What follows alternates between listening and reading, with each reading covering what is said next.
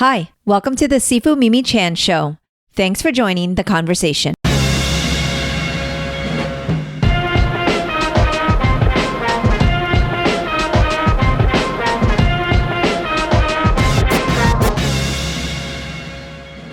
Hello, everybody. If you are a comic book reader, my guest today needs no introduction. Ed Brubaker is one of the most acclaimed writers in comics, having won the Eisner and Harvey Awards for Best Writer 5 times, among others. Ed shares his inspiration writing Pulp, Reckless Friday, and Gotham Central. It was fascinating to hear his origin story on how he discovered comics and when his love for writing began. I'm so grateful to have the opportunity to speak with so many creators that I respect and admire. This podcast is my passion project, and I'm loving these conversations and hope you are too. If you are, please rate my podcast on your platform of choice and share it with others. If you would like to support with a donation to help keep this podcast going, you can become a patron of the show by visiting my website or patreon.com/SifuMimiChan. For comments or suggestions, reach out on social media at SifuMimiChan. Now, on with the show. Hello, Ed. Thank you so much for joining me on my podcast today. Oh, thank you for having me. This is great. Oh my goodness. Well, we've already had a very nice pre-air conversation, and I think it's well overdue. A shout out to our dear friend Matt Fraction for introducing us, which is always very nice. And I loved that I got to be in a little email loop with you too. That was actually quite fun. Yeah, Matt is the greatest. Anyone Matt recommends is automatic. Especially because he's so choosy. It's so funny because I've been so fortunate to kind of get in with that Portland community. Greg Rucka actually just spoke to him yesterday. He says hello. Oh, wow. And I ended up talking to him pretty much weekly through the pandemic. We became like each other's like therapy kind of thing. And it's been amazing. But Matt has joined us a few times, and I met them in Portland, and it's been really great. So I obviously, though, have such a deep respect for your work and really excited to talk to you about actual comic things, but other things as well, and just to kind of get to know you a little bit. And, this has been a weird year, as you and I were just speaking about. The last year and a half has been just jarring and just threw a wrench in everyone's world. And a lot of creators I'm fortunate to speak to on this show has told me that the pandemic has either motivated them to work more, or some have struggled greatly with just writer's block, having no creativity. And you kicked off a new series. You did Reckless with 3 books released, or about 2, the third, I think. And continuing to do much more like Pulp and Criminal and Friday. So is it fair to say you are very creative during the pandemic? It's up and down, really. Like, I have weeks here or there where I just end up getting nothing done because I just have a headache that week or something, or I've gotten far enough ahead on something that it's given me enough time to procrastinate. I feel like I'm very deadline motivated in some ways, but I would say at least like during the first summer of the pandemic. I mean, I don't know how many summers it'll go on. But the 2020 summer was genuinely, like, I think by the time we hit summer and we were 3 months into like lockdown and no one knew when vaccines were going to happen or when it would start to feel even safe to have visitors or anything, I think I started to my wife was really, really depressed about it because she's the kind of person who, like, she loves having visitors come and to entertain, and to not be able to do that. And she's like very family oriented. So her like cousin is more like a sister, and her husband would come and see us like every couple of weeks here usually. And so when she was cut off from all that, she like fell into a pretty bad depression that I'd never seen. We've been married for now 21 years. Mm-hmm. And I was like just sort of trying to ignore it because I work at home normally, and I'm kind of I refer to myself as an indoorsman. And so I was just going back to books, and I was like, oh, I'm going to reread a bunch of Ross McDonald books, or, oh, I'm going to read like the Travis McGee series for the first time ever. And, I'm going to go reread a bunch of Parker things. And when the industry shut down the day we sent Pulp to the printer. And so I was like about to start a monthly comic that I'll probably never write at this point because like some of the ideas for it are good. Some of them are just too dark and depressing. But like I felt like what changed for me was like I was reading all these pulp novels and really just using it as a way to escape thinking about reality at that moment. And so I could spend, 10 or 12 hours a day on some days just like reading books if I had gotten all my work done. Wow. And Sean and I were helping Scott Dunbier with the collection of Darwin Cook's Parker graphic novels. And we did a short story that's going to be in the second Martini edition. And as Sean was drawing that, like was during the early days of lockdown. And so I was seeing those pages come in and I just suddenly had this inspiration because we didn't know like how Pulp was going to do or not. And, we'd done another original graphic novel before that about the same length that did pretty well. That was called My Heroes Have Always Been Junkies. It was a couple years earlier, but like, I was like, it seems really stupid to start another monthly comic. The subject matter was so dark. I just didn't feel like writing it. And I had been rereading Darwin's Parker books.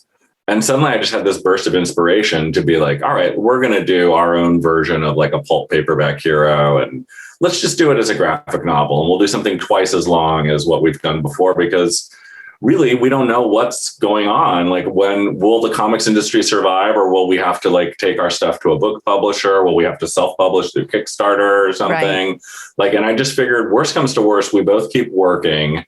And, that way we don't have to think about this too much or worry too much about the future. Like everybody I was talking to in publishing was like, we're going to get through this, but we just have no idea how many stores will be left. And it turned out that 2020 and 2021 have been amazing years for comic stores, I think until the last 2 weeks because of Marvel's new distribution system.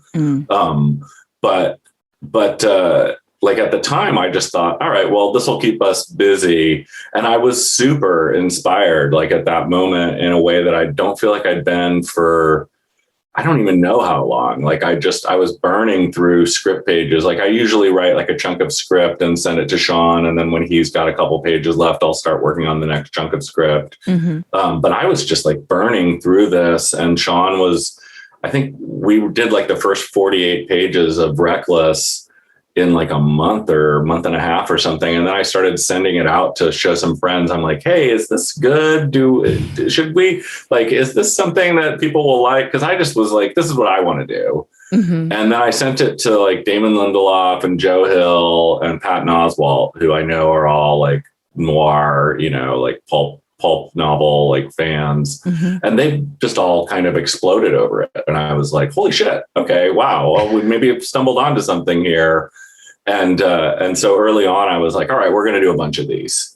And then it was just really like this huge burst of inspiration to do it. And then I think somewhere about halfway through the third book, I started feeling exhausted by the fact that we were doing 3 full-length graphic novels in 10 months. It seemed very ambitious. I was like, wow, he is just going. And I love Reckless, by the way. And, thank you. And I generally, kind of read all different genres. It is like my husband's favorite. Crime fiction is like his favorite genre. So it's right up his alley. But, and also having kind of grown up in the 80s, just kind of that whole feel, that like getting enough of that nostalgia, and just and anytime you get a chance to follow around like kind of that cool character and just live in those walk those shoes, it's so awesome. But yeah, it seemed like, wow, I guess you are really creative because a lot of people just told me it's been just so hard to find those ideas. And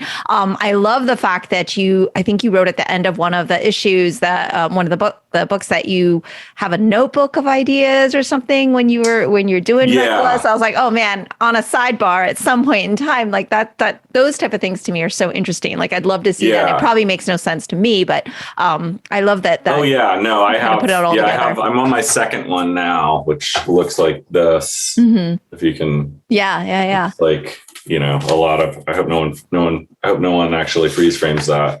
But yeah, I can blur it out like witness protection. I put Sean's little book plates on the covers of them.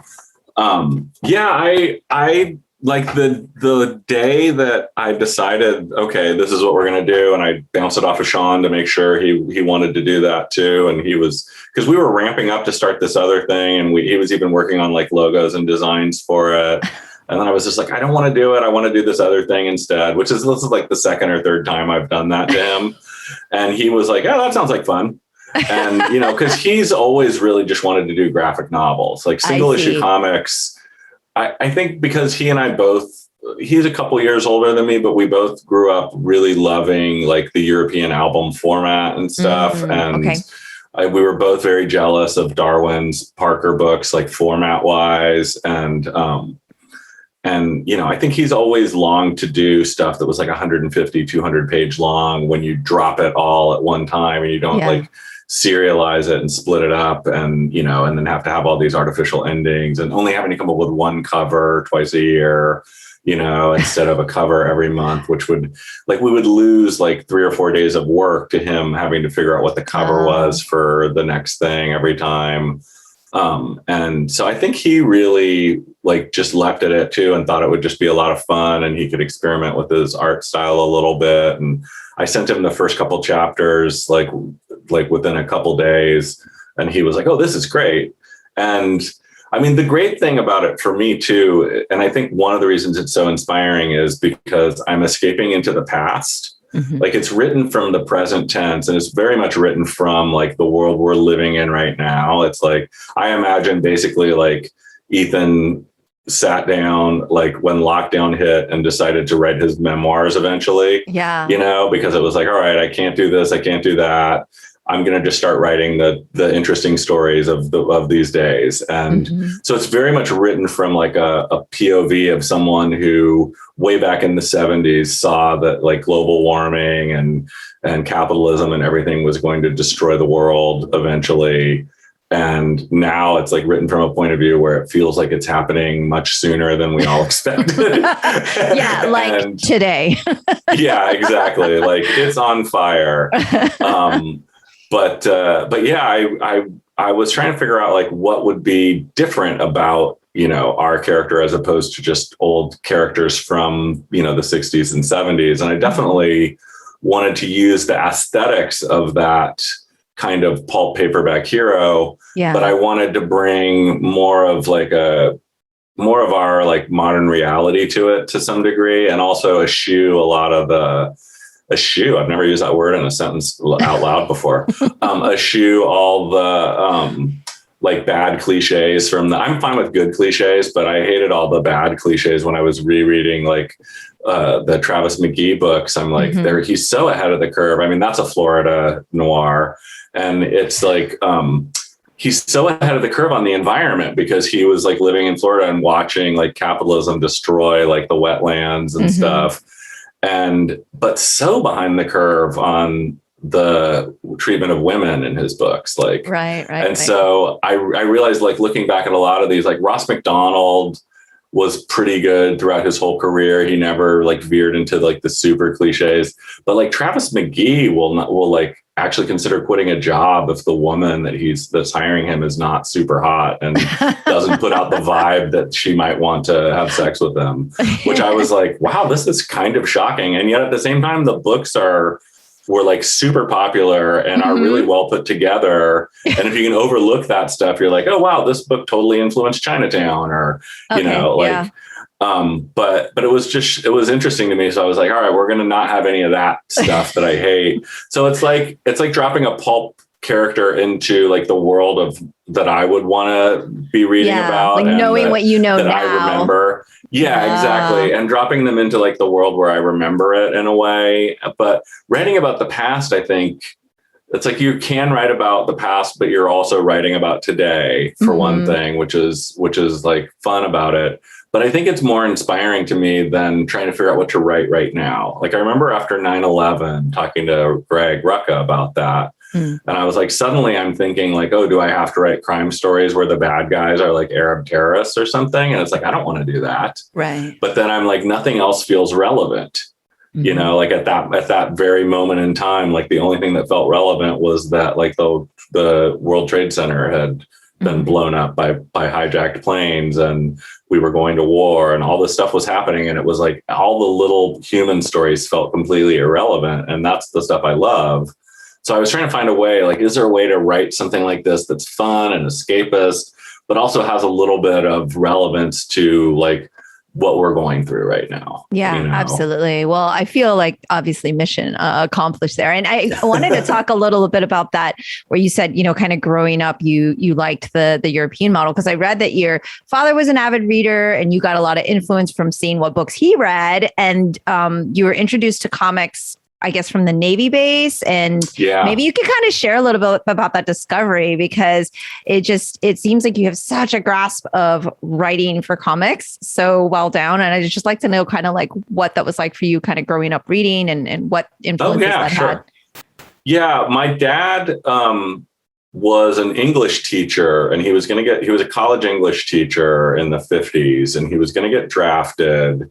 And his brother was, I guess at that point, not a big mucky muck, but his brother was like some kind of officer in the CIA in the early days from like when it first formed. Oh. And so he pulled some strings and got my dad into officers candidate school to join the Navy. And my dad went straight out of officers candidate school to naval intelligence. So he was a really odd character, because like one part of him was very much like a old school Republican military like guy. And then there was this other part of him that had always wanted to be a writer. And in fact, like he eventually, when I was in high school, gave me and my brother this whole box of all the novels and short stories that he'd written when he was like in college and after. And he had never completely given up the writing bug. For about 25 years, he didn't write at all. And then during the last like 10 years of his life, he was trying to write like a trilogy of novels about what he actually did in Vietnam, like basically like spy thrillers about Vietnam. Well, not thrillers, but just spy stories that were set around like the Tet Offensive and stuff. Okay. And he was actually a really good writer. My brother once basically rewrote one of his stories and turned it in for like an English essay and got like the best grade in school. Which I think my dad was kind of proud when he found out later. My brother told him, he's like, I got an A+ for this. But so he was like always wanted to write, and he had grown up reading comics, and because he was born in like 1934. And so comics were, just starting when he was at the age where he started reading. So he knew comics, and he, was really into all sorts of comics, like Classics Illustrated and like horror stuff. He, of course, read like superhero comics when he was a little kid during World War II. And so he was big about how comics led him to reading books, I think. And but he was really into like Nabokov and Pynchon and stuff like that. But he read the spectrum. Like he would also read every James Bond novel when it came out, and every like Raymond Chandler or like Ross McDonald. I remember like, our house, basically every wall in our house was a bookcase. And I just assumed that houses were just built that way. When I first went to someone else's house that didn't have books everywhere, I was like, where are your books? Like, I just didn't understand. I just thought this is what people do. Yeah. You live in a library. Yeah, exactly. And he was always trading stuff in to get better editions of things. Nice. And so when we were living in Gitmo I think we lived there from like 70 to 74. Because his stay got extended because there were military cutbacks like during the Nixon regime. And so they used to they normally made people stay there for 2 years. But we stayed there for longer, which I guess led to a bunch of people getting divorced, probably. Because the interesting thing about Navy life is that the husband is usually gone for 6 months out of the year on Westpac. Right. But when you're stationed in Gitmo, the husband is there full time. And I have another friend who spent time there when he was in high school. So he saw all the things that, I was like, I went to first grade through third grade there. Like, I don't have any memories of the adults doing any crazy stuff, but he told me all sorts of crazy stories about like parties and wife swapping and all sorts of crazy stuff that was going on back in the late 70s. But at the time, like we moved there and I was just like, oh, this is just where we live. We live on a Navy base and like Navy housing. And, we lived in this really cool little like 3-bedroom house on this place called Radio Point, which is where like the Navy people live. People from the Navy and the Marines lived there in different areas. And my dad one day, I think he was trying to get me and my brother, who's a couple years older than me, started reading early. And so he asked all the guys at the office, like, hey, do your kids have any comics that they don't want anymore? And a lot of them had like teenage kids who had, basically been reading comics since the 50s and sort of were like, yeah, I don't need these anymore. And so he came home one day with this huge box of comics. I mean, my brother just sat there and divided them up and thought about like who got what. And I remember the first comic I ever read was like a coverless version of like issue 6 of the Fantastic Four. Oh, wow. But there were like EC comics and like Harvey's and Dell and, there was all sorts of stuff. It was like just the gamut of everything you could. I don't think there were any Little Lulus in there, which is a real shame because that's a great comic. But there was like Little Dot and like a lot of Archies, some ECs. I remember reading like some of the EC horror things when I was way too young to probably be reading those. So you really got a variety. Yeah. I mean, I couldn't read at that point. I think I was like 3. So I wasn't actually reading. I was just looking at the comics and studying them over and over again. So I always think of comics as like my first language in some ways. I knew like how comics worked and what the stories were just from looking at the pictures and trying to figure out like, oh, what are they saying? And sometimes my dad would sit over my shoulder and like read the words to me and stuff. And and so when I started, when I learned to read, I think I got promoted from kindergarten to first grade because I could already read like rudimentary words and I knew how to tie my shoes or something. And so like I graduated at 17 because of that.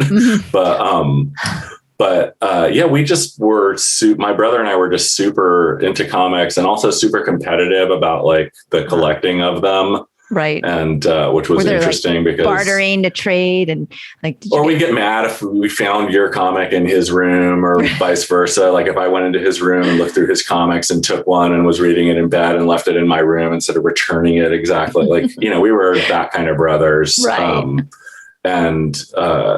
So my whole life, like when I was a little kid, I just was like, oh, I'm going to draw comics. Like even as a very little kid, I was so obsessed with like Spider-Man or Captain America that I would sit and just trace pictures of them. And I was sure I was going to draw comics. And I never even thought about the writing part. I just assumed like, oh, well, someone will come up with a story or tell me what to write or whatever. And until then, I'll just make up my own stories so I have something to draw. So I would get 5 pages into a lot of things, like from age like 5 to like till like 16 or so when I started doing like mini comics and publishing them. I would start a lot of things and be like, I don't know where to go with this. So I kind of learned how to write just so that I would give myself things to draw. I think. Yeah. Because you started as a cartoonist. Is this? Yeah. I was a cartoonist in the 80s and the 90s, late 80s through like most of the 90s. And then I started getting work as a writer and realized that was really, I was like, I never kept a sketchbook. I always kept a notebook about stuff. So I was much more of a writer who drew than an artist who wrote, I think. Okay. And it just, something just clicked one day. I think when I was working on Scene of the Crime for Vertigo, I realized this was just as pleasurable as, when I would publish one of my own comics, I would just see everything that I hated about it. Whereas like getting pages from like Michael Lark and Sean Phillips, I'm like, oh, there's nothing I hate on this. And someone else has to do all the hard part. Like I just have to write it. So at that point, I just sort of stopped drawing comics and stopped drawing for a long time at all. And just started, trying to build a career as a writer. And, within a couple years, I was apparently writing Batman with Greg and, creating Gotham Central and redefining Catwoman and, Yes, like, it all happened very fast. And this is, I of course know about you and your work and everything, but I usually get all of my advice from one of my friends who owns a comic book shop and is pretty much he's like my go-to. Okay, what should I read next? And shout out to Paper Asylum in Beverly, Massachusetts. But like, he's like, Brubaker is basically the Wire of comics, and it doesn't matter. It doesn't matter what you read by him. It's the best thing you're going to be reading and wanting to talk about after you finish. And he talks about like, and if you don't think Gotham Central, as soon as you hear Brubaker or Raqqa, then you don't exist to him. But and I just told this to Greg yesterday, that he said your combined writing is ridiculous. That's one of the ultimate tag teams in comic history, and it's like give mere mortals a chance, And so it's obviously, like you said, it seemed quote unquote like it went fast, but you're telling me from when you were 3, you've already kind of been like, it was your first language. So it kind of makes a lot of sense why you were so amazing at it and got Eisner nominations pretty early on and everything. So, I mean, it's not just an opinion. I mean, it's clearly been, the first time I went to the Eisners, it was like held in a panel room in the afternoon. And I was like, Eric Schanauer and I had been nominated for the first thing I ever wrote that someone else drew was like a serialized thing in Dark Horse Presents called An Accidental Death, which actually took place on Gitmo. And because he was the one who went there later in life than me. And he lived on the same block that I did, but like 8 years later. But yeah, it was kind of one of those things where I think part of it is that like I still write scripts for other people the way I wrote scripts for myself. So I still picture like the beats on the page. I think a lot about the rhythm of the page. I think I got that Will Eisner book about storytelling. I can't remember the name of it now, but one of his like comics, like how-to books. And it talked a lot about the rhythm of the page, like the panels themselves and the words and the sound effects. And he demonstrates it by like an old Spirit thing where there's like water dripping from a sink and how it's driving this guy crazy. And I remember reading that when I was like 10 or 12 or something and being really influenced by that and sort of blown away by, like, oh, okay. And so even to this day, like whenever we're about to go to print with something or when Sean's done with something, I read it over so many times. And if there's anything that like bumps me or that I feel like messes up the rhythm of the page, I'll try to get him to change it. And, most of the time he will. But like I'm always changing dialogue or changing narration or something to make it somehow like a little bit smoother. Because I never want those bumps that take you out of the experience, because comics at its best is like a completely immersive experience between the reader and the creators. And I mean there's nothing as great to me as reading like a good comic or a good novel. Like I think those two things, because when you're watching a movie or whatever, you can, especially nowadays, you can get distracted or you see, like if you go to a movie theater, like if that ever becomes a thing we all do again, like I was always the guy who was like mad at the ArcLight in LA when I'd see somebody in the lower rows, like checking their cell phone messages or whatever. And I'm like, I get it. You're worried about your kids at home or whatever, but like go out to the lobby. Like everyone in the, like I was like that guy, like, don't take me out of this experience. Right. So that's one of the things I just love about comics is like, it's just, you're sitting there with your book and you just completely shut out the rest of the world. If you're really into a great comic. Like, I recently reread Black Hole and, I was so just taken away by it. I didn't even notice that they were like doing construction next door that day. I was like, I was told, my wife was like, oh, did that drive you crazy? And I'm like, nah, what? And she's like, oh, they were vibrating the house. I was like, oh, I didn't even notice. There it is. So, and that's a great tip. If there's like, because to me, my lawn people, not mine, but like my whole neighborhood feels like everyone's doing lawn every day. And so I'm like, all right, that's it. I'm going to try that and try to be submerged. But I get very, like, I need silence and but that's great that I'll try that. I'll try to just submerge. That's really funny. Yeah, I'm the same way. I'm always like, why aren't they coordinating this? Why don't people know? Why don't we have just like one day a week where it's all happening? And then it's like loud at one point, and especially because I podcast from home, and it's without a doubt silence. And as soon as I hit record and we go to interview and I have someone really important, I'm like, come on, no lawn people today at this time. And they're never the same time. Like I've written down my neighbors' Oh, schedules, wow. and they're like still kind of random. I'm like, what is happening? Yeah. Yeah. In LA, it's like totally interesting because people are in and out of a yard in like 5 or 10 minutes, and they'll have specific days. So like where we live in LA, we have a rental down there, and people, it's like, there's like a good hour that day where you're just hearing like, like leaf blowers nonstop, and then it's done for the week. And I'm like, oh, thank God. But I think it's because there's only like 2 companies that handle like the whole block or something. Because it's like, in LA, it's like, it's about like quantity over like length of time. But like where we stay now, like people will be doing yard work for like 2 hours on my neighbor's yard. I'm like, what are you doing? Like mow the grass, it's like it should, in LA, it takes 15 minutes. And then I'm like, oh yeah, but like half the people in LA don't have grass now. Right. There's like a little patch where the dogs go to the bathroom. And that's it. Exactly.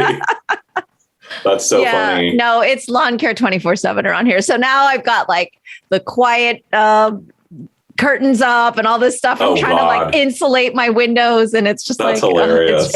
It's a whole thing. Podcast problems, right? First world problems. Yeah, first world podcast problems. Those panels that you can hang on your wall, those acoustic panels, apparently are really great. Yes, I was at a place where that had some of those up on the walls, and I was shocked I couldn't hear the people in the next room or anything. Yeah. I was like, wow. Yeah, I have some of those things, but the really good ones are pretty high budget, high end, Yeah, I bet. So, I've heard, you could do like egg cartons on the wall or something like that. I was like, all right, I'm not a crafty person. So my high school band, we did that. Okay. To try to get like less complaints from neighbors. We got less complaints. We still got complaints. Right. What did you play in band in high school? Oh, I was briefly the lead singer for like a sort of punk ska band where we just did covers. Okay. Yeah, I graduated high school in 84. So when I was in like 10th grade, the guy who sat next to me in chemistry class was a drummer. Oh, okay. And so I convinced him that we should form, after I saw like the decline of Western civilization and dance craze, I was like, let's form a punk ska band. And then I got kicked out of the band after our first gig and replaced with the most popular kid in school. And then they got so many gigs after that. I went to so many parties that they were playing at, and I was always like, and then they'd call me up on stage to do nightclub or something. Okay. At least you got a little cameo. You got to get in there and jam. It was pretty funny. Oh my gosh. It was pretty funny. I was always very jealous that I got kicked because I thought I was better than him too. But he was the ASB president, and he was like a friend of my brother's. And I apparently badmouthed him so much that one day he told my brother that I had to stop or he was going to kick my ass. And I was like, really? You're going to let him kick my ass? Because I was tiny until like 11th grade. I was like one of the smallest kids in school. But then I had a growth spurt between 10th and 11th grade and was suddenly like 6 feet tall. Wow. So okay. Yeah, it was really interesting change in how I was treated. Isn't that interesting? Yeah. I mean, it's funny how that plays into like kids' psyche, because like size kind of matters in a sense. But now it's like, as a martial art teacher, this is something where we teach about posturing and eye focus and all these things because I am a Asian woman, obviously. And so I'm never going to be 6 feet tall. Like I'm not going to be intimidating, but so it's interesting because it's like always the big kids, generally don't really get picked on as much because especially if there's all these little kids in the class. So yeah, it's weird too, because you form your self-image. I was telling a friend of mine, I think you form your self-image at the point where you hate yourself the most. Like where you have the most problems with yourself when you see yourself in the mirror, and that's how you see it. But like I always think of myself as a really short, skinny kid. And so sometimes I will not look in a mirror for like a week or two because I'm like a man and I work at home. I'm not, now I'm on Zoom all the time. Yeah. Like if I look at myself on Zoom, I'm like, oh God, that's what I look. But like every now and then I'll walk by like a mirror and I'm like, who is that giant? And I'm like, God, it looked like Tony Soprano just walked by or something.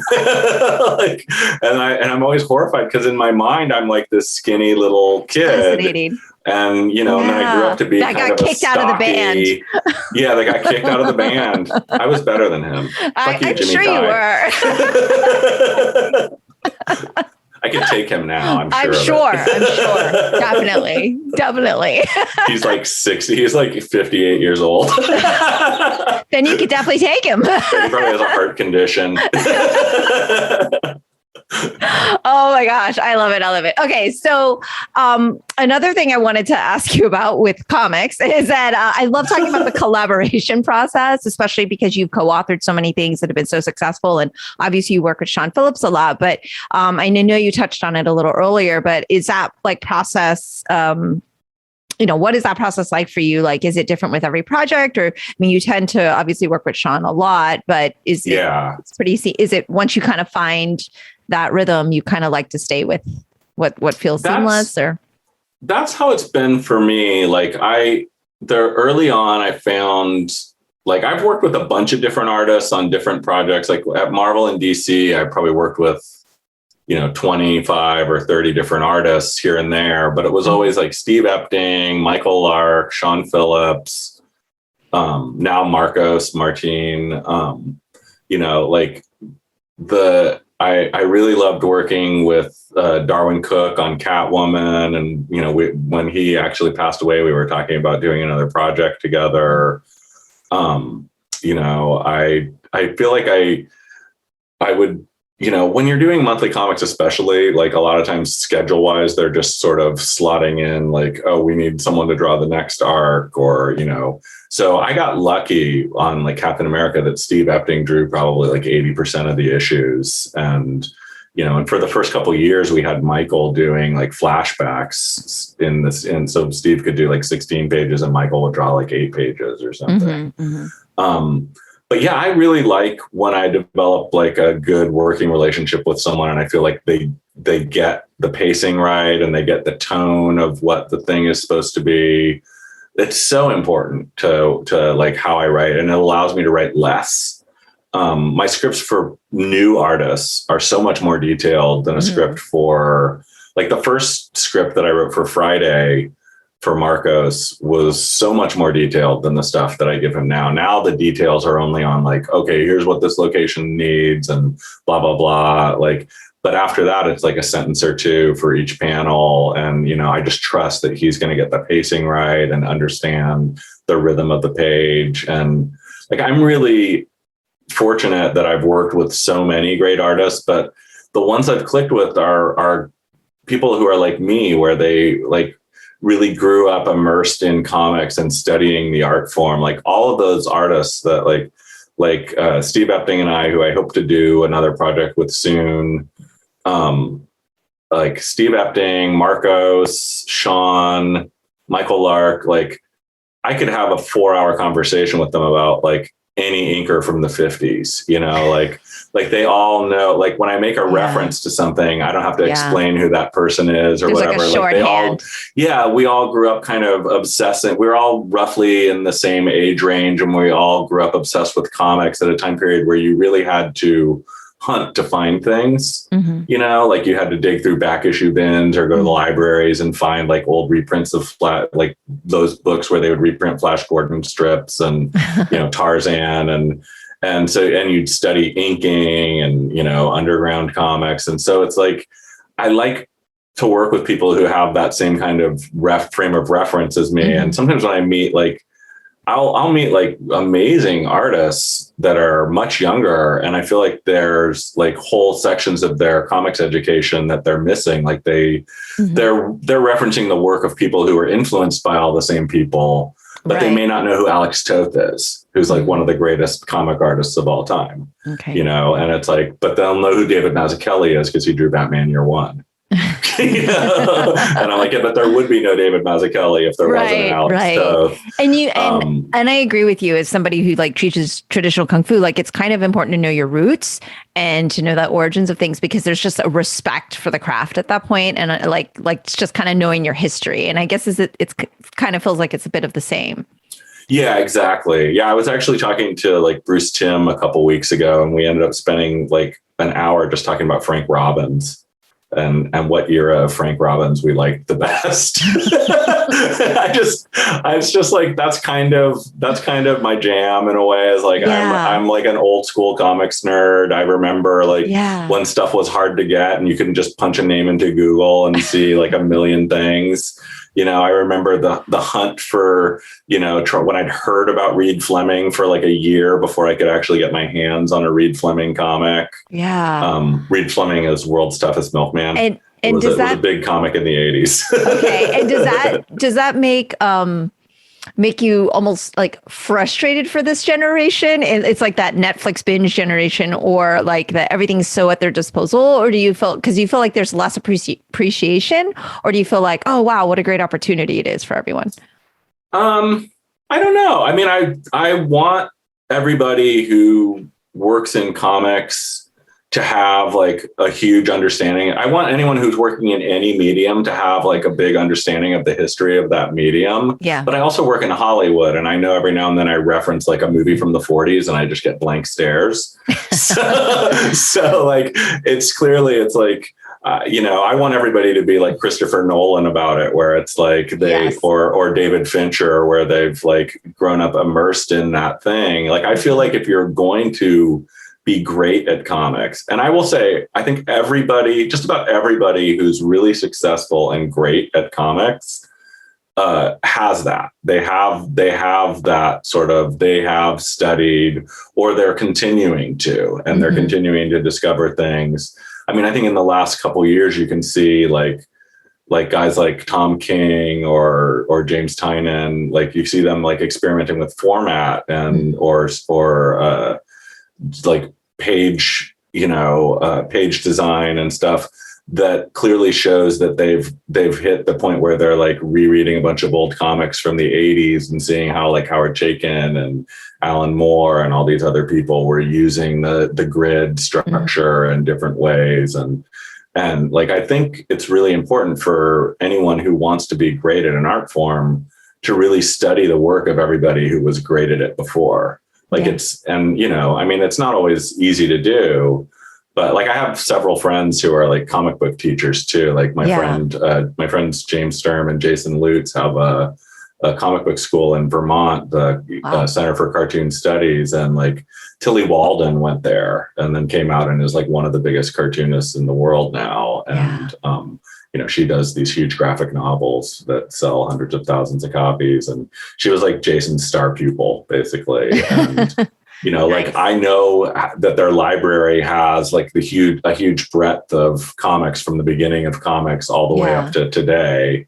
Probably not very much on the superhero side of it, but they have a spectrum of everything that's good in their like comics library for their students. And they teach like comics history and stuff. Like, it's important to understand the history of your mediums, and at the same time, I don't want people to be beholden to the past, like, I don't think because sometimes knowing too much about an art form can also limit you in what you do with it. Okay. Like you might like invent a new Kung Fu move if you didn't actually know everything. Like maybe that's not a good analogy, but like with comics, I remember like early on when I first was writing and drawing my own comics, before I had done too much of it, I would try different things out that I would later just automatically go, oh, that won't work. And so I think it's important to sort of, it's important to study the art form and the history of the art form.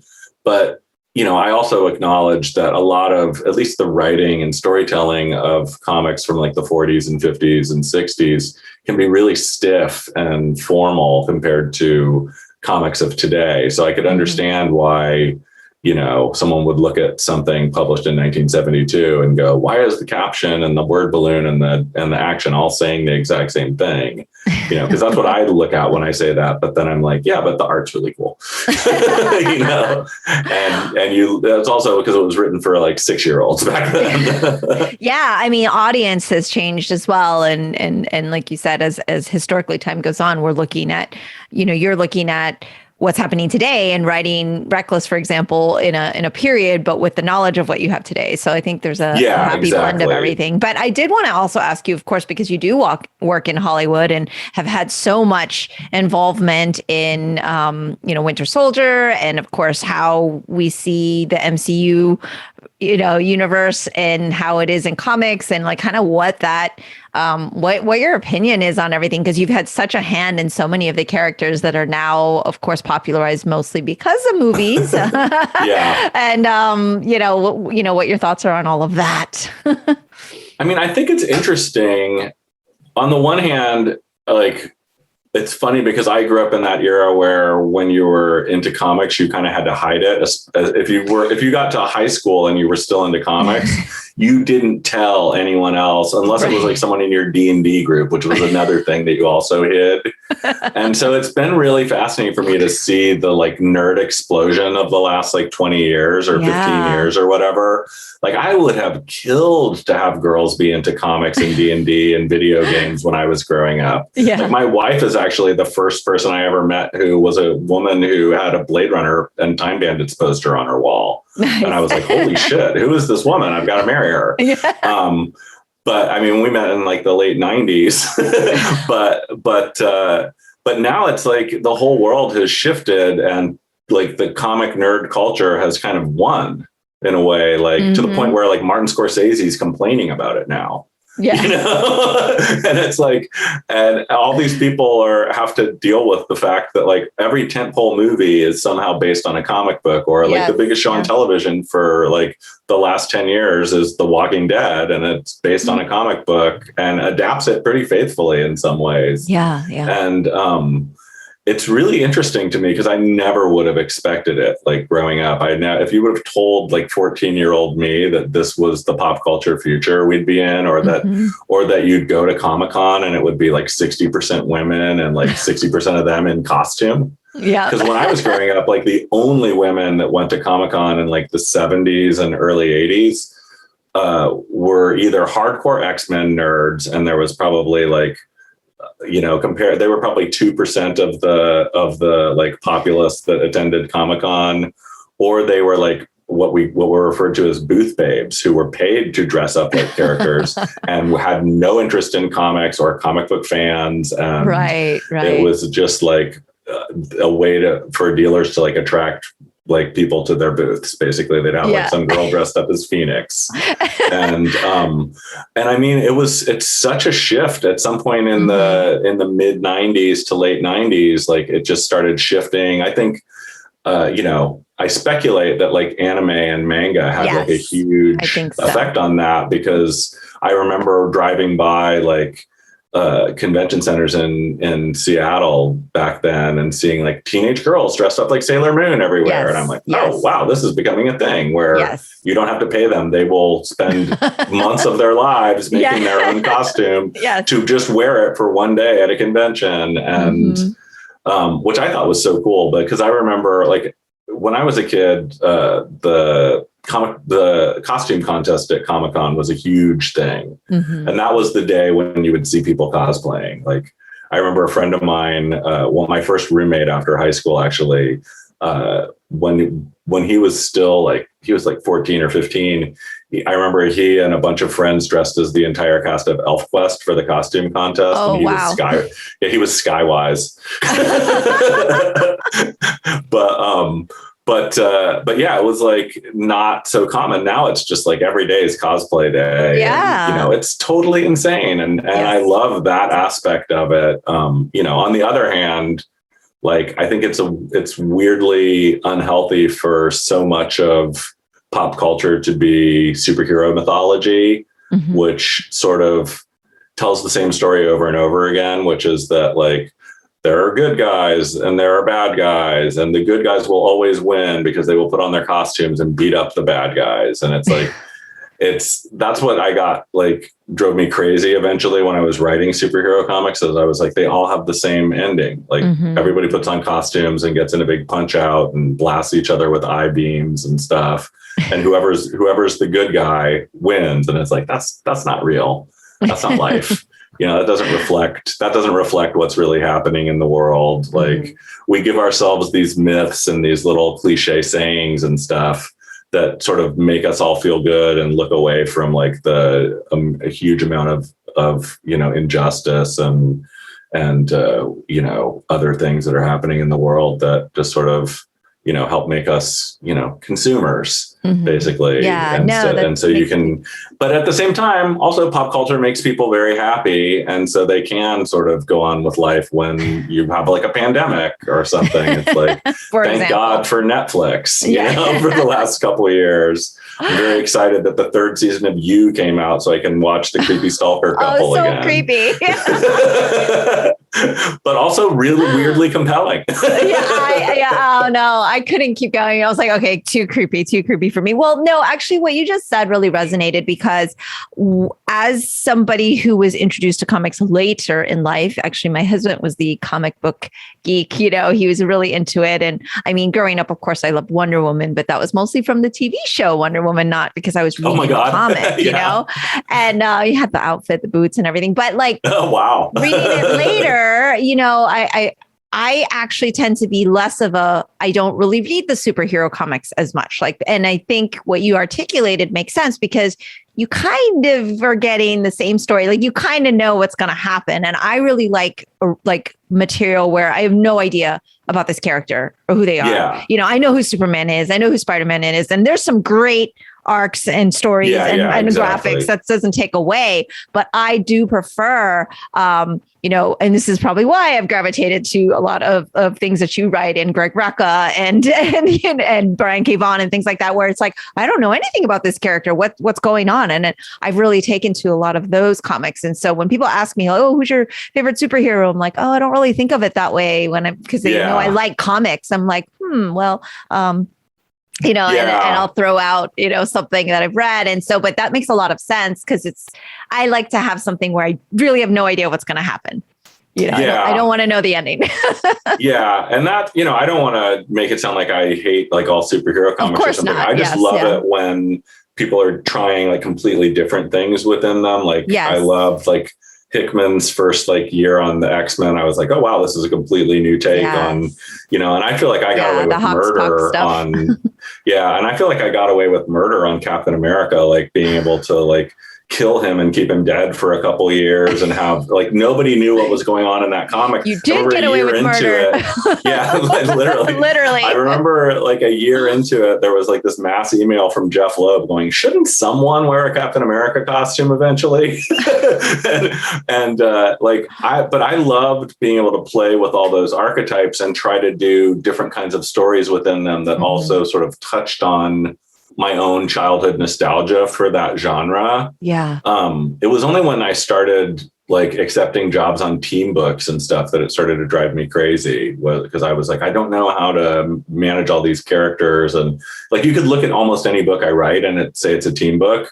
But like Captain America, I didn't have to service like 7 characters in every issue. I just did sometimes anyway. And it started to drive me a little nuts when I was working on like Secret Avengers or X-Men, that I was just like, I don't know how to make this work. Like my brain doesn't compute around that. I was able to use superhero comics and write like espionage stories or crime stories. I mean, Greg and I did Gotham Central because they wanted us to do Batman and the Outsiders. And we started talking about it over the phone, and both of us had no ideas for Batman in a team book. And we both really just wanted to write about what it was like to be a cop in Gotham City. So we pitched that and we just kept saying, let us do it until they let us do it. And even then they were going to make us call it like Gotham Murder City at one point, which we both hated. And we were at like a Batman summit and Jeanette Kahn showed up. And I sketched the Gotham Central logo with the badge and the everything. And I said, this is what we want to call it. And I remember like the person who had told us we couldn't call it that was sitting across the table. And Jeanette was like, oh, this is perfect. And so I totally like went over the editor-in-chief's head to like get the book called that. But we just really wanted to write we were both obsessed with the book Homicide because it was pre The Wire. Because a lot of people are like, oh, they were influenced by The Wire. I was like, no, we were influenced by David Simon's book that predates The Wire or the Homicide TV show. but yeah, I always sort of tried to use the genre and push it in different directions just for my own personal like sanity and fun.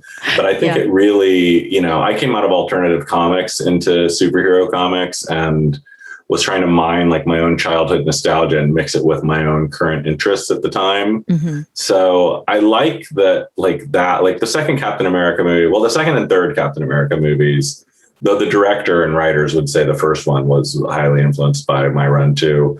But there's like in the second and third one, I really feel like, oh yeah, they're doing the exact same tone. I mean, the third one, like half the plot is like literally like lifted from a year of the Winter Soldier comic that I wrote. Right. But like, I love seeing that kind of tone in those movies. And I think that Marvel has done a really good job overall with all that stuff. Like, I'm really excited to see what they're doing with the Hawkeye show. And I know Matt like, worked on that a little bit actually.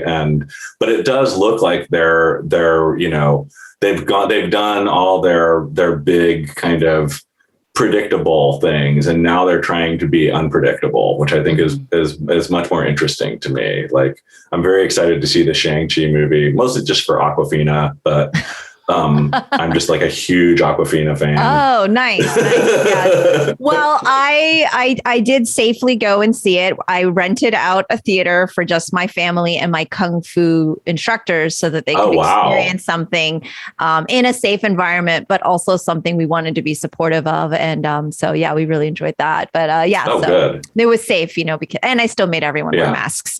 Oh, yeah. And we still sat separately.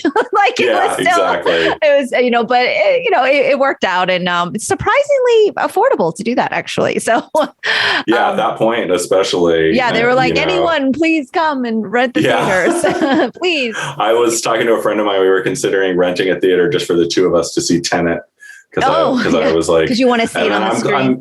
I'm glad I didn't. Yeah, and waited just because it's my least favorite of the Nolan movies. What's your favorite? My favorites are Memento, The Prestige, and Inception. Okay. I think those three sort of go together thematically very well. They're all about his obsession with the idea of losing your wife, and his obsession with storytelling and all of them. And I think those are like the ones where he lets his emotion into it a lot, though most people would disagree with me on that. A lot of people seem to think there's no emotion in his movies. And I'm like, you're just missing it. I really loved Inception. I think Memento is a good film. It's just a little creepy for me. like it just give me a feeling, you know, that was one of the movies that made me want to like go to LA and write movies or write TV, because like Breaking Bad, The Sopranos, those were all like highly influential on me. Yeah. Like when I saw Memento the first time, I think I saw it like 10 times in the theater because I was so obsessed with studying the structure of it and how it worked. But I was just so jealous that I didn't do it myself. You know, like I was like, oh, this seems like the kind of thing I would have written had I been smarter and made a movie.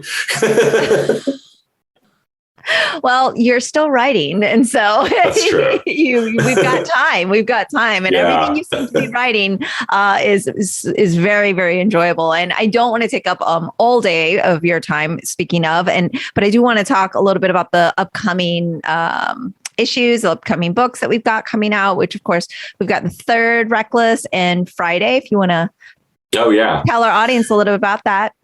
Yeah, well, the Reckless series, because we had a little bit of lead time, we decided to put out the first 3 books in under a year. This third one comes out next week, Destroy All Monsters, and each book in the series is about 150 pages long and tells like a complete story. Destroy All Monsters takes place in 1988. The first one was 1981, the second one was 1985, and this one is 1988. And this one focuses a lot more on Ethan Reckless and Anna, his sort of assistant / projectionist. Yes. Yeah, projectionist. I love that. Yeah, they work out of a theater.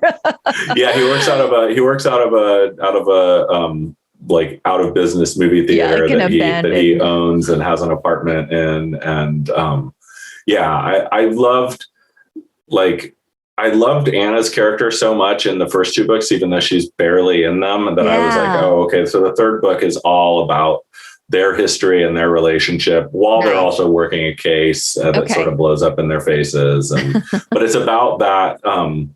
Like most of my life, like when I was younger, especially, like most of my best friends were girls or women. And like now it's probably like 50-50. Like my closest friends are like men and women. And, but like, you know, in Hollywood, like, I've worked with my friend Hallie. Like we're about to start like our fourth project together, I think, for another TV show. Mm-hmm. And I always think it's funny that it's like one of my best friends is like this woman who's 20 years younger than me, but it's just like we just click and get along and understand each other. And I wanted to write about like that kind of thing when you're like friends with a woman and there's nothing sexual about it or all. You're not in like the friend zone. You're actually friends, right? You know, you're not waiting for them to suddenly discover that you're the right man for them.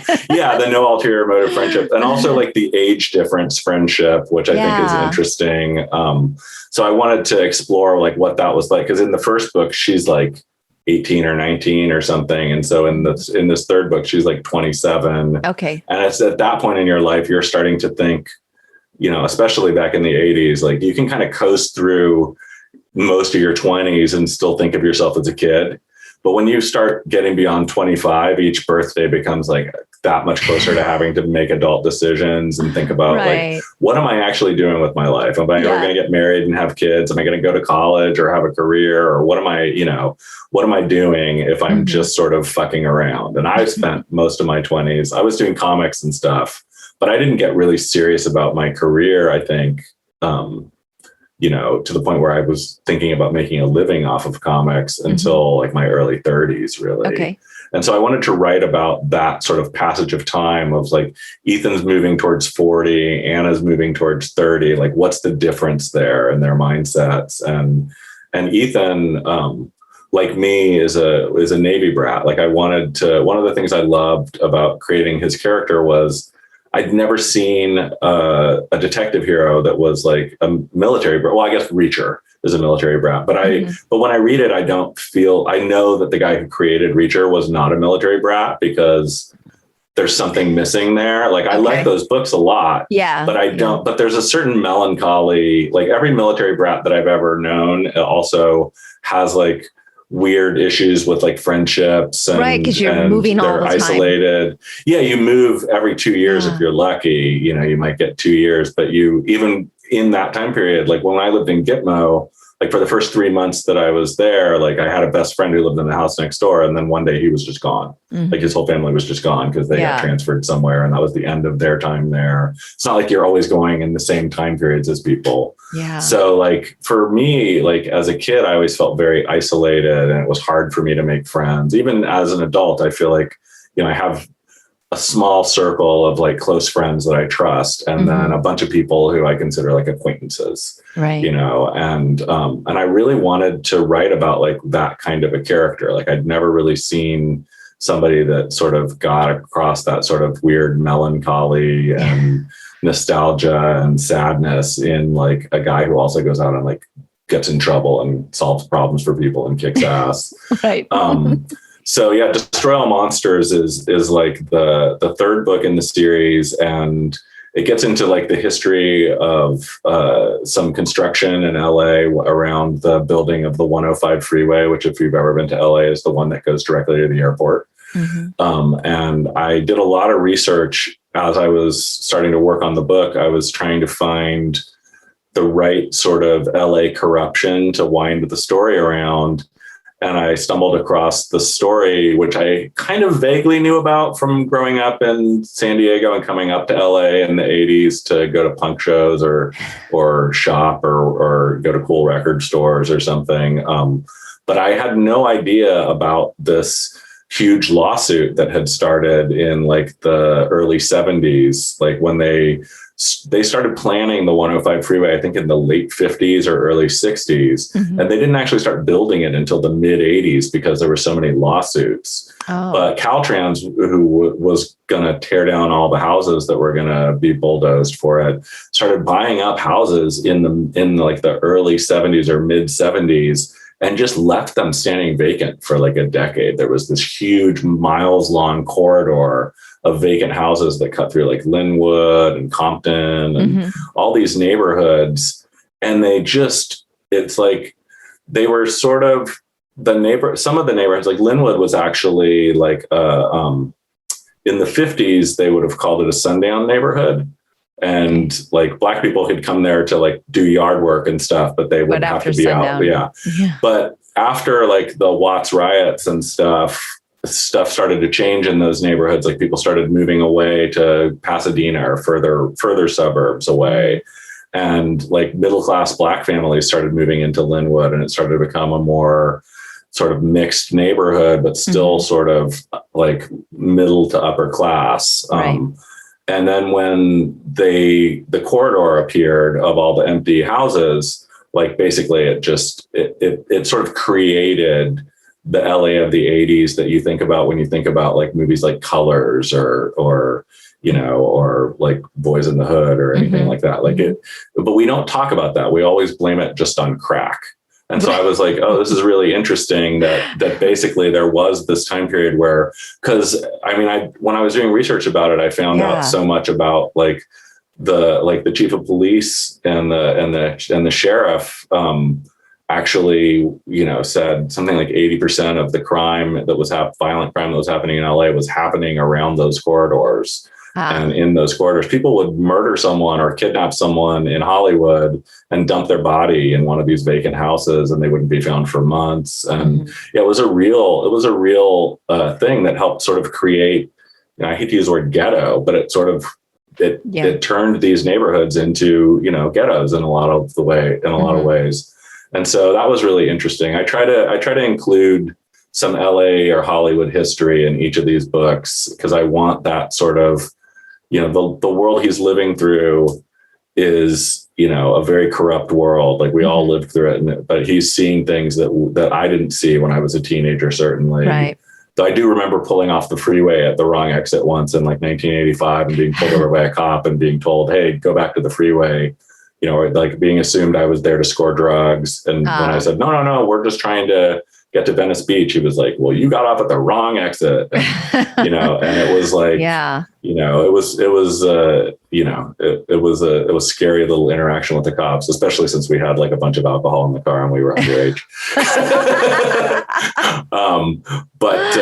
But yeah, I try to include that, that sort of seed of a corrupt fallen world into each book. So that was a lot of I wouldn't say fun, but sort of, fascinating though. Fascinating. Yeah. It's like when you stumble across something, you're like, oh, James Ellroy hasn't written a book about this yet.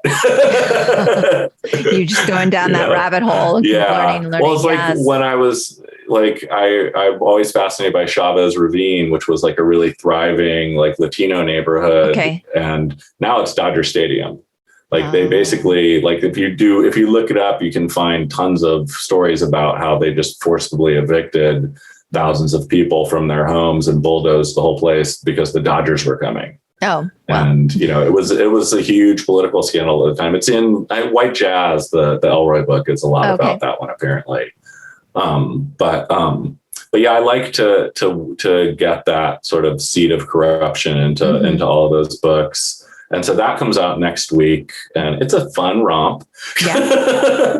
There's lots of violence and explosions in it, as well as all this other stuff. And then Friday comes out in, I think, the second week of November. And that's something Marcos Martin and I have been working on with his wife. Munsa is doing all the colors, and she's really brilliant. And we've been working on that for about a year and a half now. And we're finally releasing the first collection of like the first act of the story, basically.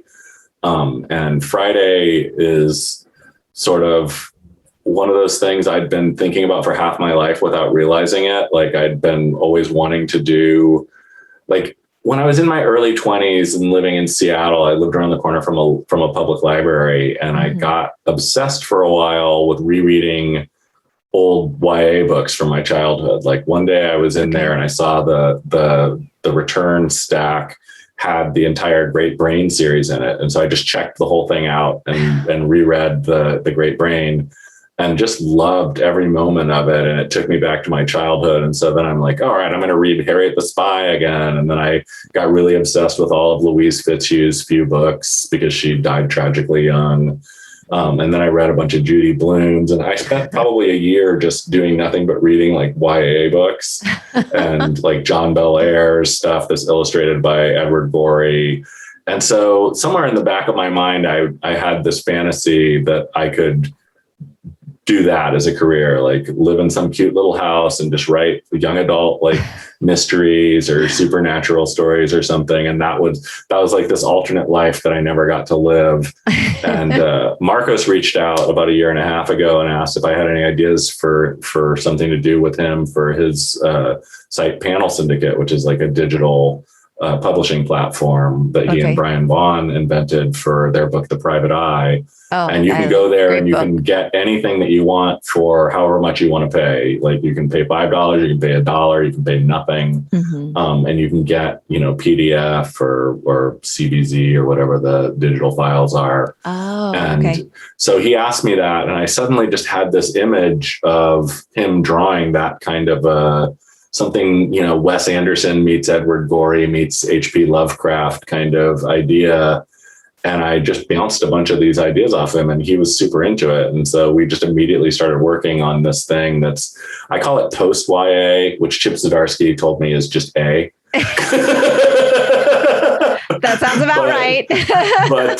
but it's like, in my mind, like, this is like the YA detective sidekick character who decides that she wants to start her own life and goes off to college. And now she's back for Christmas. And she immediately is thrown into a mystery, having to go back and work with, it's Friday Fitzhugh and Lancelot Jones, the smartest kid in the world. And basically Lance, the second that she arrives in town, is like, drags her into a case, and before she even gets to go home and say hi to her moms, she has two moms, she is dragged off into the woods in the snow, hunting down like a crazed kid who's stolen, this ceremonial dagger and is making weird inscriptions into a tree. And it tumbles into this whole huge mystery around their town. Yeah. But at the same time, it's a book about like growing up. It is that post YA thing. Like their history is, when you see their history in flashbacks, it's the covers of a bunch of YA books that they starred in. Nice. And it's just been a joy to do because, I have so much love for the YA genre, but I wanted to sort of do something a little meta with it. So it's like, what is that thing where you kissed your best friend the night before you went away to college, and you're like, oh God, did I ruin our friendship? Like, what's happening here? Oh, that was weird. That was like kissing my brother.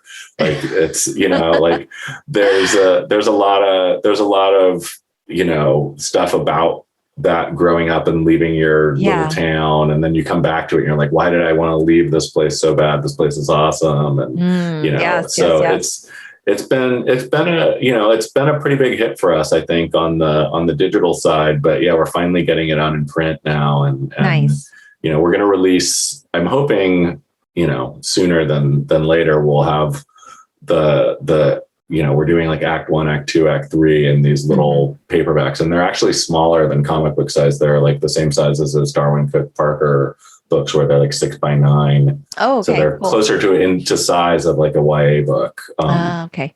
And yeah, so I'm hoping we get those out over the next year or so. Marcos is almost done with the next chapter, which is a really long one. It's like 40 pages long. Okay. And so we're hoping that'll go live around the same week that the trade paperback comes out for the first one. But yeah, that's been a lot of fun. And those are like the two things I'm working on, which is funny because they're both kind of throwbacks to like, detective characters in some ways. Well, you do a great job with those type of characters. So we will continue to be reading. And I look forward to both of those, Reckless and Friday, coming out very, very soon. I will link all of that, of course here for our listeners.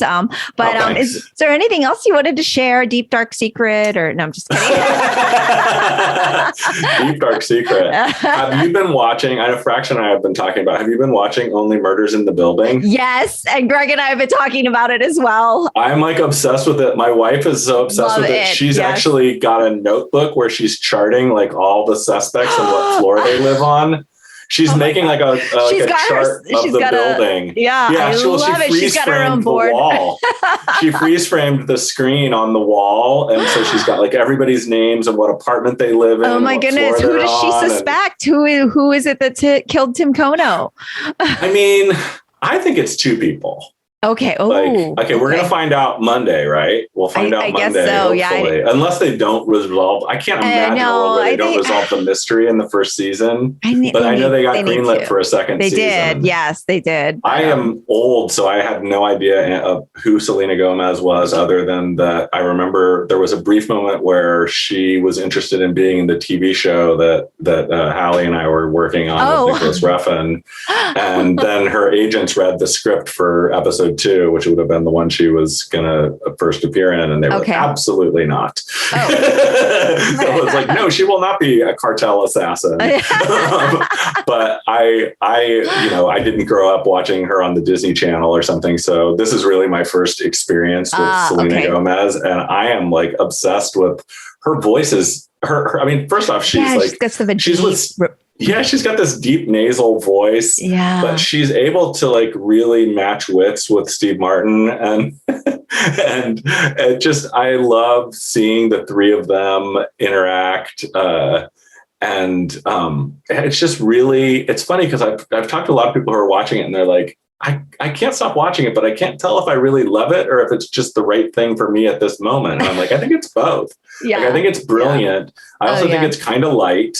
Yes, it's just light enough. Yeah, it's just light enough. And just dark enough because it's about murder. Yeah, exactly. Because it's like I mean, the stories inside of it are all tragedies. Oh, I know. Somehow, like their interplay, you've got Martin Short always with these little cutting remarks in the background, like putting Steve Martin's character down, and her like standing up to both of them. Yeah. And, I remember there's like a scene in the early episode where Steve Martin's like, I would like you to be nicer. And she's like, I know you would. It's just like, I just love that. That's one of the ones where I'm like really jealous that I didn't think of it either, because it's like, it's so smart for like a pandemic kind of to show, because it's like mostly takes place in the building. Mm-hmm. And, it's a very contained thing. Yeah. But there's like a huge, but my theory is, and we'll see, is this going to air after the finale? It's going to air after. Yes.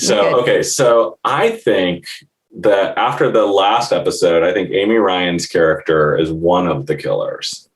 I think that she's been lying the whole time and has gotten close to Steve Martin. Mm-hmm. Like I think she's like a live wire. Like her story, we rewatched all the episodes the other day. Oh wow! And her story on their date is really weird. Like her story about her stepsister who played the flute, and so she couldn't play the flute. And I think she's a character who's really obviously driven by jealousy. Yeah, she's obviously lying. She's not the first chair. Not the first chair. Yeah, and I think like I remember the episode where she was trying to help them solve it. I was like, oh, she's the killer. That's what I said too. I said that to my husband. I'm like, she's the killer. He's like, what? I was like, I don't know. I'm just saying that, but who knows? Yeah. Because there's some shows like we recently watched this British show called Death in Paradise, which I guess is huge in England. It's all on like Amazon on like one of the channels we subscribe to or something. And there's like 10 seasons of it, and like, oh wow, it's like it's had 4 or 5 main characters. It's a cozy. Basically, it's like an Agatha Christie kind of inspired thing where like a British detective goes to like a island in the Bahamas that's like a British protectorate or something something they used to own, and teams up with like the locals. And apparently, while it's like this great little tourist attraction island, they apparently have 8 murders a year because they make 8 episodes every season. I'm like, that's a huge, like for England, that would be more murders than England has, I think. But yeah, that show's really cute because they always get everybody together at the end for them to walk through it. But I always like know Clue. within 5 minutes who the murderer is. Yeah, exactly, like Clue, or like any kind of Agatha Christie Poirot thing. Does your wife get mad that you get it right? That you she's watched it all before, so she knows. Oh, she already knows. Okay. Yeah, she watched all of it because she loves cozies, and I was like, oh, this show seems ridiculous, but I know immediately because I'm like, oh, it's whoever is the most recognizable guest star that I've seen on other British TV shows. Which occasionally I've been wrong, but usually I'm right. Often I'm like, oh, I see. Oh, yeah, okay, I know because I'm just such a like mystery person. But for Only Murders in the Building, they've really kept me guessing because I was like, oh, it's this. And then they went in that whole direction with the death episode. And I was like, oh, this is amazing. And that's such a tragedy. Yeah. And, I would guess you'd be able to guess right away, being that you write these things, but when I saw Amy Ryan like trying to help them and them rejecting her, I'm like, oh, she's the murderer. Yeah. Because in Columbo, whoever starts, I mean, in Columbo who the murderer is, but when you're rewatching old Columbos, there's always a scene where he's with the person who's the murderer. And that person makes the stupid error of, instead of just acting normal, like, and being like, well, I don't know what to tell you. This and this happened. Can I get back to my job or whatever? They immediately are like, oh, so you think it was so-and-so. Oh, I get it. So this means, and they're always trying to steer Columbo in a direction away from them. And then immediately Columbo is like hanging out with them because he's like, whoever tries to steer me away to someone else is the killer. Right. So that was my Columbo instinct kicked in with Amy Ryan. But then she ended up getting stabbed at the end of that episode. And I was like, oh, okay, something else is going on. Yeah, I think she stabbed herself. Right. I think she's like she's like one of those like Munchausen by proxy, but doing it to herself kind of people. But yeah, I think she poisoned him and someone else shot him. Okay. And I don't know who it is. It might be the guy who he got put in jail for 10 years. Okay. But I think it's a case where there's two murderers probably. One of them that like poisoned him, and then another person who shot him not knowing he'd already been poisoned. Because why would you poison someone and then shoot them right? Dead? Yeah. Yeah. And then how did the cat like get poisoned? Like, so did the cat lick poisoned blood? Like, because he would have had to have been, I don't know what poison that would be, that the cat licking some blood would immediately die. Did it drink whiskey out of his glass? Like, I don't know if a cat would drink whiskey. Maybe my dog would drink anything that I put in a cup on the floor. It's been fascinating and so much fun to watch. Like we watch it at 9 p.m. every Monday night. The second that it comes on Hulu, we're like, that's it. We're there. It's been totally like a joy to watch it, to the point where I'm like, I was so thrilled that they gave it a second season. Yeah. But it's like that weird blend between like comfort food and kind of brilliant at the same time. Like if the all silent episode doesn't get every Emmy next year, I'll be really surprised. Oh, like there is literally no dialogue out loud in that whole episode. And I didn't even realize how much it was. Like for some reason, when I watched it the first time, I thought, oh, well, Amy Ryan and Steve Martin are on this date.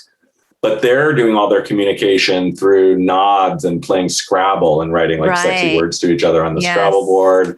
And then everyone else is texting each other. And then the guy's reading people's lips. So it's all subtitles. So it was really interesting to see. I was like really jealous of that episode.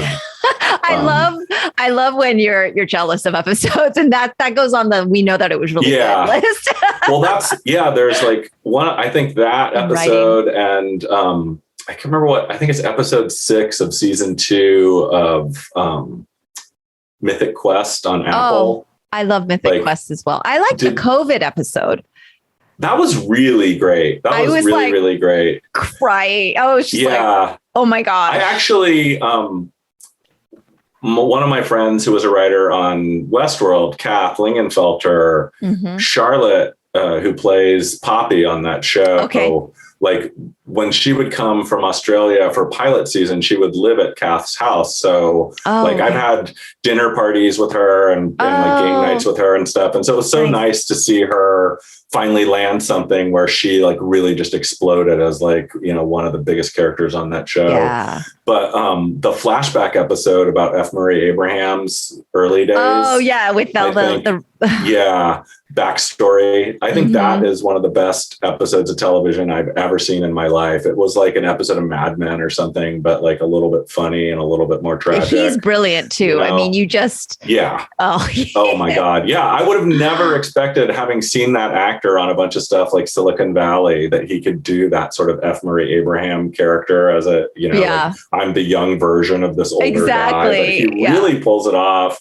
And it's shot like a movie, and it's, you know, it's written by Craig Mazin, who's like one of the best like writers in Hollywood. And then you get to learn about all these, all the sci-fi writers, and you get that nostalgia. And like, you feel I actually like you're asked watching. my agents at one point, I was like, can you get me in that room for season 3? Like, is that a thing? They're like, it hasn't been greenlit for season 3 yet. I'm like, okay. I love it. But then I thought about it and I was like, oh, Craig Mazin would just take whatever the best episode was and knock it out of the park anyway. So I would just be like miserable.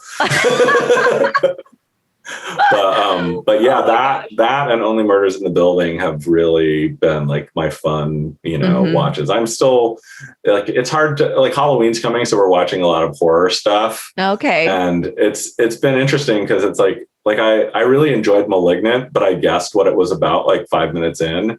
Oh, okay. I don't watch horror movies. Seen it. So no, I won't watch any. I won't. I once it gets. I don't like horror movies, but you know, it's a super creepy one with a super super creepy twist. Okay, but also feels like a fun 80s horror thing. Okay. And, but so you yeah, got we've been watching a lot of that stuff.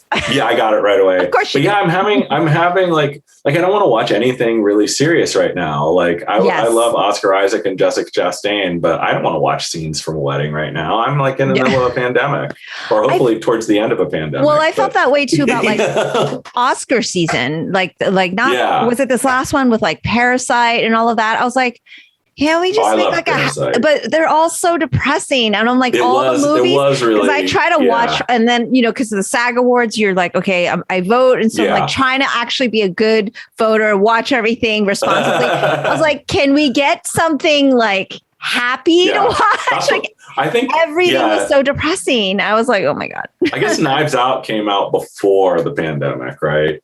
I think so. Yes. Yeah, because that was out in theaters. Yeah, that was in theaters. And I actually think I remember Fraction and Rucker were all like going to the movies to watch that for some reason. I don't know why that just popped into my head.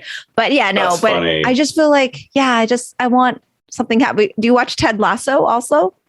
I do. And I was disappointed with season 2. Oh, with season 2, you don't love it? It felt too sugary sweet for me. Like sweet. I thought there was a lot of downer episodes. It was, but there was something like the Christmas episode. I was like, first off, why do we need a Christmas episode right now? But I also was just like, God, everybody's so sweet and stuff. Even when the guy was like, you shouldn't date that guy. You should date someone who makes you feel like you're on fire. I'm like, ugh. Like, I don't know. Season 1 felt perfect for like the perfect pandemic show. And season 2, I was just like, perfect. Like, I hate to be part of the backlash.